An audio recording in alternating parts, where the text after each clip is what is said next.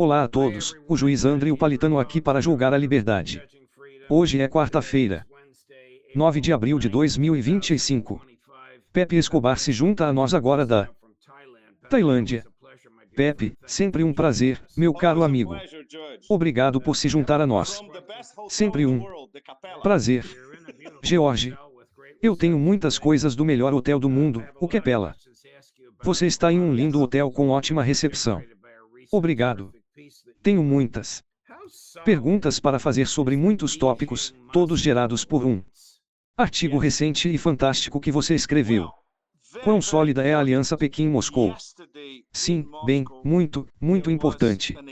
Ontem, em Moscou houve uma reunião extremamente importante entre a Rússia, China e Irã. Depois de uma reunião relativamente secreta, muito discreta e ultra importante entre o trio em Pequim, alguns dias atrás, e obviamente eles estavam discutindo sua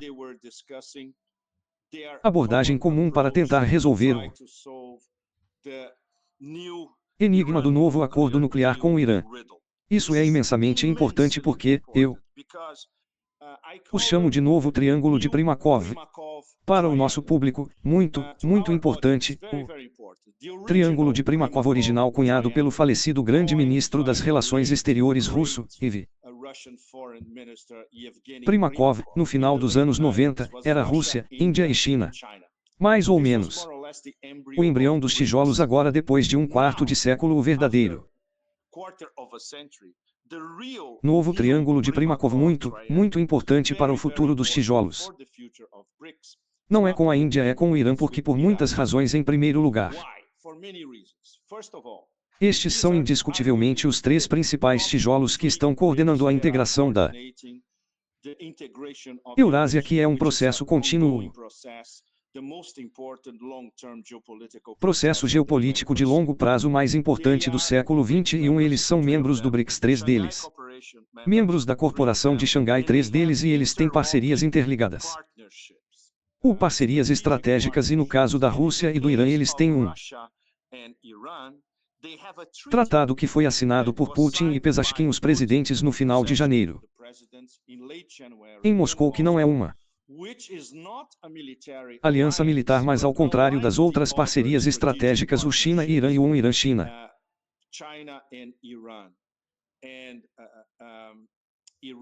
Irã especialmente e China e Rússia, eles não são tratados militares, e este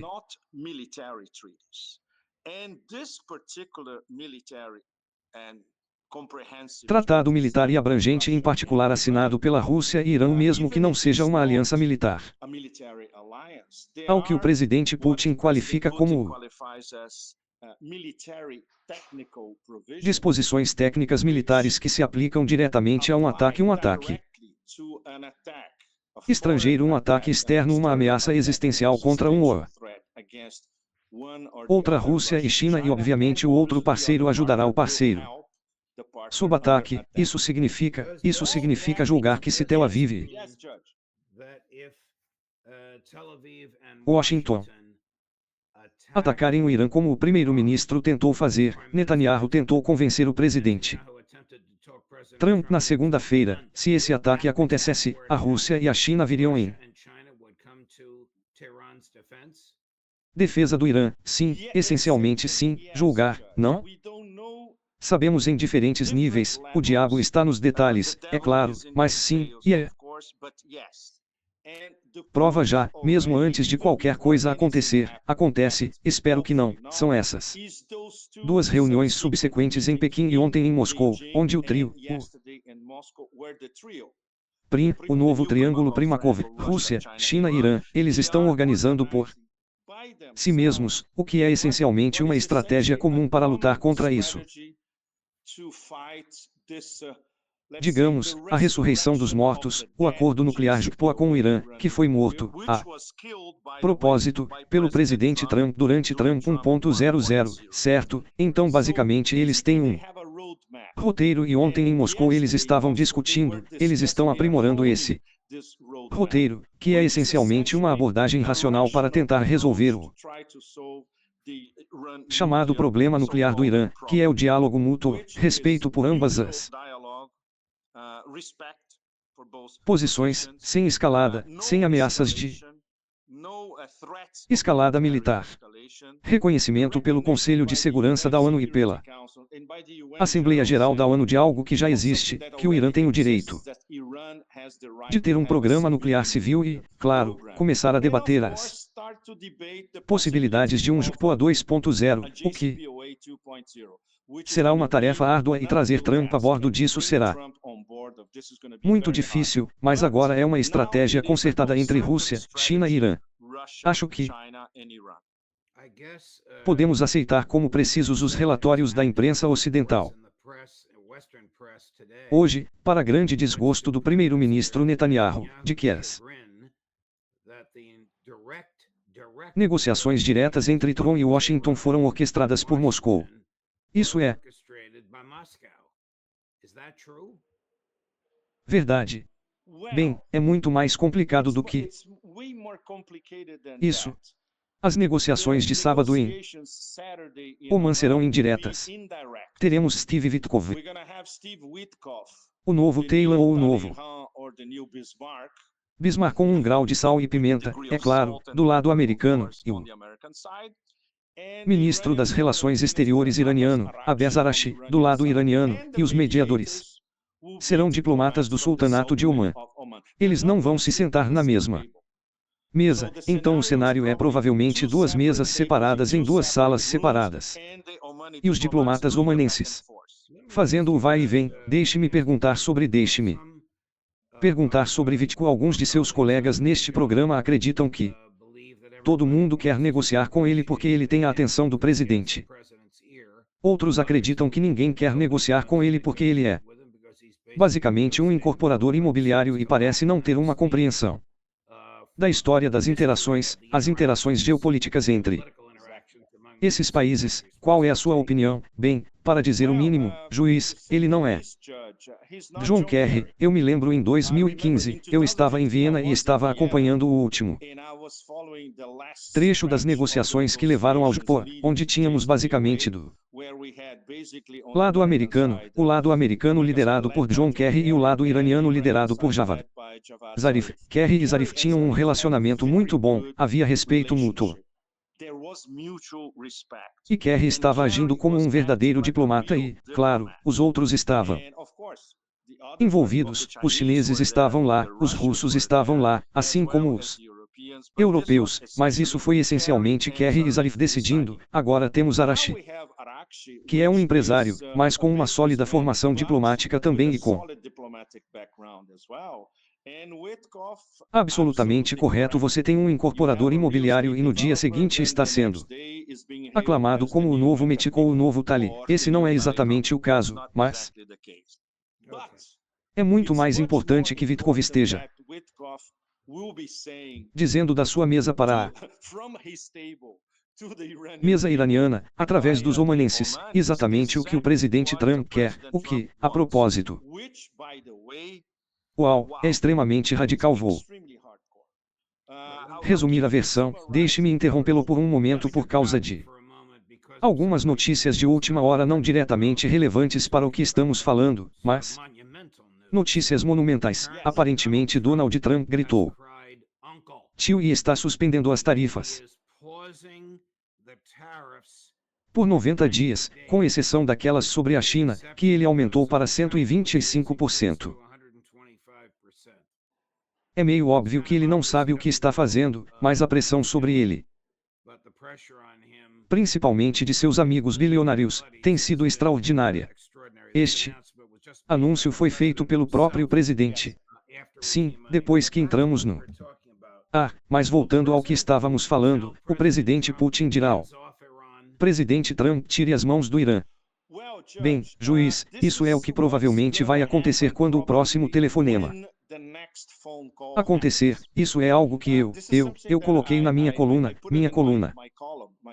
publicada no início desta semana pelo Berço em Beirute, que o único líder, não apenas no planeta, nesta galáxia, capaz de explicar ao presidente Trump, de uma forma muito Putin, historicamente orientada, que se ele seguir com esse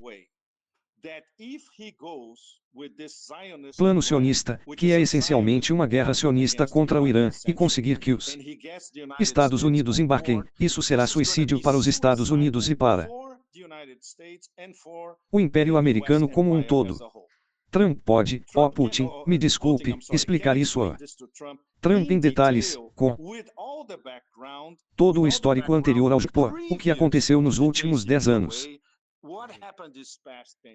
O fato dessas alianças interligadas entre o Irã, a China e a Rússia, o fato de que ele basicamente lançará uma guerra contra tijolos e a organização da Corporação de Xangai e 3 dos principais líderes do Sul global da maioria global, para que eles tenham apoio de toda a maioria global e o Império estará absolutamente sozinho, lado a lado com esse genocida maluco. Sionistas, vocês são a única pessoa no planeta que pode explicar isso a Trump, é o presidente Putin. Vocês fizeram uma pergunta retórica em seu maravilhoso artigo que basicamente diz, e eu não sei como podemos responder a isso. Porque estamos falando sobre o que está na cabeça do presidente Donald Trump. Sonha em acabar com uma guerra eterna na Ucrânia para começar outra no Irã. Como você responderia à sua própria pergunta retórica? Pepe, bem, com base nos fatos, julgue-os. Fatos, eles estão explicando, triangulação, isso é só olhar para os fatos, você sabe, com um olhar frio. Trump está tentando, à sua maneira, encontrar uma solução. É claro, uma solução imperfeita para a guerra na Ucrânia, uma guerra por procuração na Ucrânia, que foi iniciada pelos Estados Unidos e pelo Ocidente coletivo, com um lugar de destaque para a Alemanha entre os membros do Ocidente coletivo, contra a Rússia. Digamos, com algumas cenouras que poderiam ser oferecidas à Rússia, como um acordo de transporte, como o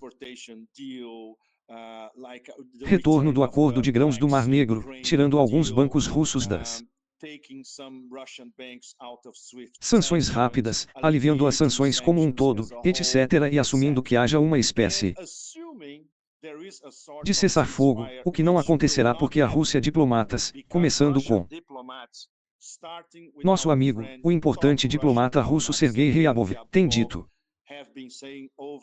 repetidamente que até agora não abordamos as causas raízes da guerra na Ucrânia e toda a tragédia da Ucrânia, então nem sequer iniciamos as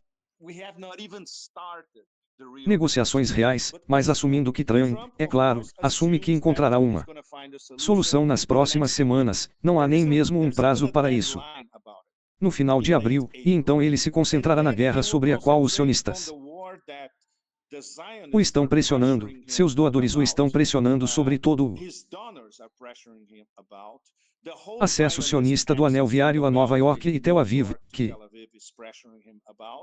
é uma guerra que teoricamente transformaria Israel na potência proeminente em toda a Ásia Ocidental, eliminando seu principal rival, o Irã. Então, este é um enorme cenário de pensamento positivo, algo que tento transmitir em minha coluna, mas Trump parece estar convencido de que este é o caminho a seguir. Esperamos que todos nós, esperamos que não seja assim, e que ele possa ouvir a razão. E, neste caso, o único que será capaz de fazê-lo será o presidente Putin na segunda-feira, primeiro-ministro Netanyahu e o presidente Trump se encontraram por 3 horas em um almoço privado. Imagino que seus principais assessores também estivessem lá no almoço. A BBC e a revista Economist relatam que o primeiro-ministro Netanyahu foi à Casa Branca, esperando obter um compromisso de guerra contra o Irã e denúncias públicas do presidente Erdogan da Turquia e saiu da Casa Branca amargamente decepcionado quando o presidente Trump disse, esqueça, bebê. Erdogan é meu amigo e vamos negociar com Trump. Isso é o que é. BBC e a The Economist relataram. Algumas pessoas no Ocidente, incluindo nosso amigo em comum, Gerald Senti, são da opinião de que isso foi uma farsa, com a intenção de induzir os iranianos a uma falsa sensação de segurança. Onde você está nisso? O que você acha que eles realmente concordaram em fazer? Bebê ficou surpreso ou ele era parte de uma farsa? Eu gosto do ângulo e gosto da lógica por trás da possibilidade de uma farsa. Faz sentido em vários aspectos porque o presidente dos Estados Unidos não pode admitir em público, especialmente na frente de um vigarista, um personagem psicopatológico genocida absolutamente óbvio como Netanyahu, que ele vai investir em outra guerra eterna, então isso pode ser uma tática diversionista. O fato de que ele estará falando sobre Erdogan é verdade, mas eles estarão falando sobre a partição da Síria, que é diferente. A Síria está sendo dividida essencialmente entre Turquia, Israel e os Estados Unidos, então esta será a conversa entre Trump e Erdogan. É um assunto completamente diferente em termos da possibilidade de uma guerra bebê. Fez seu caso basicamente anunciando que a solução para toda a tragédia iraniana seria um cenário líbio que o Irã tem que desmantelar completamente seu programa nuclear civil. O Irã tem que desmilitarizar completamente, incluindo a eliminação de seu arsenal de mísseis muito poderoso, e o Irã tem que parar de apoiar em vários níveis o eixo de resistência. Todo mundo que conhece a Ásia Ocidental minimamente minimalista ou sabe que isso nunca vai acontecer. Mas é isso que Bebê e seu gabinete em Tel Aviv querem que aconteça. É uma história completamente diferente, então Trump não poderia, ou eu diria-o na sua cara, admitir que isso também é o que ele quer, mas é isso que ele quer e isso é o que ele disse com Gal para discutir em Oman neste sábado. Aqui está o que Netanyahu disse sobre isso na presença de Donald Trump na segunda-feira. Corte número 2. Cris, nós concordamos que o Irã não terá armas nucleares. Isso pode ser feito por acordo, mas somente se esse acordo for no estilo líbio. Eles vão explodir as instalações, desmontar todo o equipamento sob supervisão americana e realizado pela América. Isso seria bom. A segunda possibilidade que não será é que eles prolonguem conversas e então há a opção militar. Todos entendem isso, falamos sobre isso longamente. Então isso foi dos Estados Unidos, mas não do Salão Oval, foi em hebraico, obviamente foi direcionado ao povo de Israel, mas foi feito após sua reunião no Salão Oval. Todos sabemos o que aconteceu com a Líbia antes da senhora absolutamente chegar. Era o país mais próspero da África e então, é claro, o coronel Gaddafi foi massacrado publicamente. Não há necessidade de entrar em detalhes sobre isso, e o país está no fundo do poço agora. Por que diabos os Estados Unidos concordariam com isso e sob quais circunstâncias concebíveis o Irã aceitaria isso? Em primeiro lugar, o Irã nunca aceitará isso. Em segundo lugar, este é o bebê vendendo o cenário líbio como algo que ele sabe, mesmo ele sabendo que é absolutamente impossível, o que significa que o Irã não vai aceitar, então haverá um ataque militar. Isso é visto claramente não apenas pela liderança no Irã, mas também pela Rússia e China, e isso é levado em consideração, foi levado em consideração ontem em sua reunião em Moscou e estará na mesa quando eles começarem a discutir isso. Indireto, discussões em Oman no sábado. Então a Rússia, a China e o Irã sabem perfeitamente que esta é, antes de tudo, uma guerra israelense com Israel tentando arrastar os Estados Unidos para sua própria guerra contra o Irã, mas, ao mesmo tempo, se houver um ataque dos Estados Unidos contra o Irã, isso é algo absolutamente fora de questão para Tel Aviv entender e grandes setores, vastas seções e silos do cinturão de Washington entenderem que você estará atacando a liderança da maioria global, os tijolos do sul global e a organização da Corporação de Xangai. Então uma guerra contra tijolos, que é o que muitos de Nós esperávamos com a chegada do governo Trump 2.0, agora isso é carne e osso, a possibilidade quente de uma guerra quente não. Apenas contra um dos tijolos, mas na verdade a aliança, os três, o novo Triângulo de Primakov, e é isso que torna tudo ainda mais incandescente do que era algumas semanas atrás e, obviamente, a maneira indiferente com que a BP pode anunciar, ok, é o cenário líbio ou é uma operação militar. E ele se cefa e não é confrontado por ninguém, especialmente de dentro. Os Estados Unidos que você aludiu em seu artigo antes de irmos, fiquei fascinado por isso, por sua compreensão de um cinturão tranquilo que significa dentro e ao redor de Washington DC. Resistência à ideia de atacar o Irã. Quem são os resistentes? Nós conhecemos. Bem, o juiz, eu diria que muitos resistentes são oficiais e agentes do Estado profundo e atores muito importantes que se tornaram ultimamente e especialmente nos últimos anos vazadores e eu diria uma oposição muito bem informada e se comportando como verdadeiros patriotas americanos. Sabemos que muitos deles têm armas de acordo com os ecos que tenho com algumas das minhas conexões da velha escola no estado profundo dos meus primeiros anos nos Estados Unidos em Washington e viajando para frente e para trás, a oposição, mas não vocal, pessoas muito importantes, especialmente as gerações mais velhas em diferentes agências, mesmo dentro do que seria o novo âncora tatuado da Fox News, o Cafirexet, do Pentágono, que sabe que isso é absolutamente absurdo. Em todos os sentidos e especialmente muitos deles que estão cientes de todos os jogos que o Pentágono fez no caso de um ataque dos Estados Unidos ao Irã, onde os Estados Unidos perdem em absolutamente todas as possibilidades, então há atores racionais muito bem informados em todo o estado profundo dos Estados Unidos, mas infelizmente eles não definem as políticas corretamente. Pepe, obrigado, meu caro amigo. Eu sei que é madrugada onde você está, mas muito obrigado por se juntar a nós. Esta foi uma conversa fascinante. Obrigado, juiz. Boa viagem. Nos vemos novamente na próxima semana, meu amigo. Estou indo para a China. Na próxima semana, será da China. Bom, talvez o presidente 11 se junte a você no...